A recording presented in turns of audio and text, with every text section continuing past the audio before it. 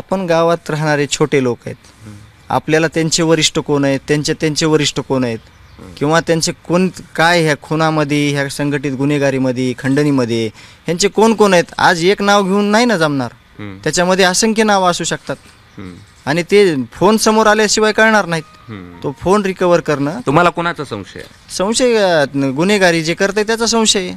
संतोष देशमुख यांच्या हत्येला आज 56 दिवस झालेत, मात्र अद्यापही कृष्णा आंधळे नावाचा आरोपी फरार आहे. आणि आज मस्साजोगमध्ये या सगळ्या प्रकरणानंतर म्हणजे संतोष देशमुख यांचे बंधू धनंजय देशमुख भगवानगडावर गेले, त्यानंतर नारायणगडावर गेले आणि आज नारायणगडाचे महंत देशमुख कुटुंबियांची भेट घेण्यासाठी मस्साजोगला येणार आहेत. आपल्यासोबत धनंजय देशमुख आहेत. 56 दिवस झाले तरी अजून न्यायाच्या प्रतीक्षेत आपलं कुटुंब आहे.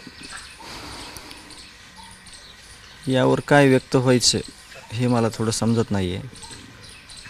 कारण का सगळ्यात जास्त दुःख कुठलं होतं आहे, हा जो फरार आरोपी आहे कृष्णा आंधळे, हा गुप्तचर विभागाच्या पोलीस यंत्रणेच्या सतत संपर्कात राहणारा माणूस होता.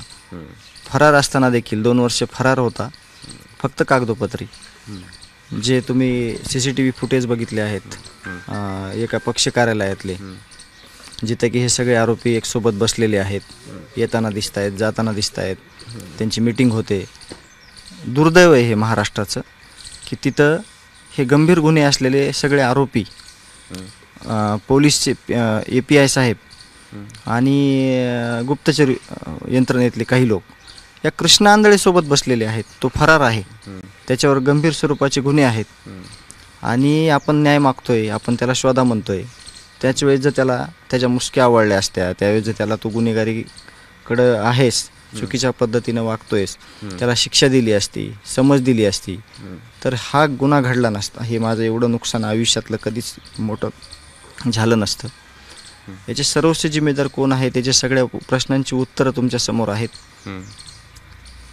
त्याच जे ऑफिस आहे त्या ऑफिसमधलाच जो आरोपी आहे विष्णू चाटे, यांनी मोबाईल म्हणजे तो पुरावा नष्ट केलेला आहे. पण देशमुख कुटुंबियाचं, समाजाचं, आमचं ह्याच्यावर कुठलंही प्रकारचं समाधान नाही की त्यांच्यावर पुरावा नष्ट केलेला गुन्हा दाखल केला आहे. त्याच्यामध्ये त्यांच्या सर्व वरिष्ठांना केलेले कॉल, व्हिडिओ कॉल, या घटनेविषयीची सगळी माहिती, याची जिम्मेदारी कोण घेणार आहे, कुठलं डिपार्टमेंट घेणार आहे? काय आहे त्याच्यामध्ये सगळं वरिष्ठांना फोन केलेले आहेत. खून केल्यानंतर ह्याच्यातून बाहेर कसं पडायचं, त्याला काय पर्याय आहेत. गोष्ट तर एवढी मोठी झालेली आहे, आपल्या हिशोबानं, त्यांच्या हिशोबानं किरकोळ आहे. आपला भाऊ गेलेला आहे, आपल्या कुटुंबातला माणूस गेलेला आहे, गावचा प्रतिनिधी गेलेला आहे, पण त्यांना त्याच्यातून बाहेर कसं पडण्यासाठी त्यांनी सगळे प्रयत्न केलेले आहेत. आणि तो कॉल किंवा तो फोन लपवण्यामागचं, नष्ट करण्यामागचं कारण हेच आहे की ह्याच्यातून सर्व वरिष्ठ त्यांचे जे काही पाठीराखे आहेत त्यांचे या चुकीच्या कामाला, तर यांना 100% नाही, एक म्हणजे आम्ही खात्री देऊन सांगतो की तो मोबाईल समोर आलाच पाहिजे. त्या मोबाईलमध्ये सगळं लपलेलं आहे.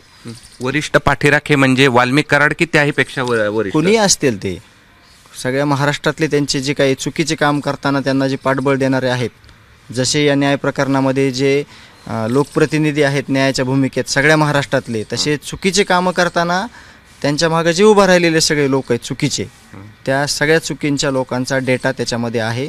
तो रिकव्हर करण्यापेक्षा तो मोबाईल आणणं इतकं आवश्यक आहे. आणि त्याच्यासाठी मी काल सुचवलेलं आहे देशमुख कुटुंबियाकडून की यांना स्पेशल ह्यांचं रिमांड घ्या सगळ्यांचं आणि तो मोबाईल शोधा. माझा प्रश्न असा आहे की वाल्मिक कराडच्या वरिष्ठ तिथपुरते फोन गेलेत की त्यांच्याही वरिष्ठाला फोन गेले? आपण गावात राहणारे छोटे लोक आहेत, आपल्याला त्यांचे वरिष्ठ कोण आहेत, त्यांचे वरिष्ठ कोण आहेत, किंवा त्यांचे कोण काय ह्या खुनामध्ये, ह्या संघटित गुन्हेगारीमध्ये, खंडणीमध्ये ह्यांचे कोण कोण आहेत, आज एक नाव घेऊन नाही ना जमणार.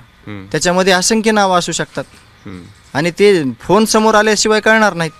तो फोन रिकव्हर करणं. तुम्हाला कोणाचा संशय? संशय गुन्हेगारी जे करते त्याचा संशय. आम्हाला दुसरा कोणाचा संशय? धनंजय मुंडेंचा. आम्हाला मोबाईल समोर आल्यानंतर सगळ्यांना नावं समोर येतील ना. तुम्हाला वाटतं यामध्ये? आम्हाला ते समोर आल्यावरच कळेल ना. चुकीचं माझ्या हात तोंडून वक्तव्य का करू मी? म्हणजे जे लोक त्याच्यात आहेत ते मोबाईल रिकव्हर झाल्यावर येणारच आहे ना. त्याच्यामुळे एक नाव स्पेसिफिक घेण्यापेक्षा ते मोबाईल रिकवर झाल्यावर प्रशासन सांगेल याच्यामध्ये त्यांनी कोणाकोणाला कॉल केले, यामध्ये कोणाकोणाला ह्या चुकीच्या कामामधून कसं वाचायचं हे त्यासाठी प्रयत्न केले. त्याच्यासाठी आम्ही विनंती करतोय, मोबाईल हा शोधला पाहिजे आणि तो समोर आला पाहिजे.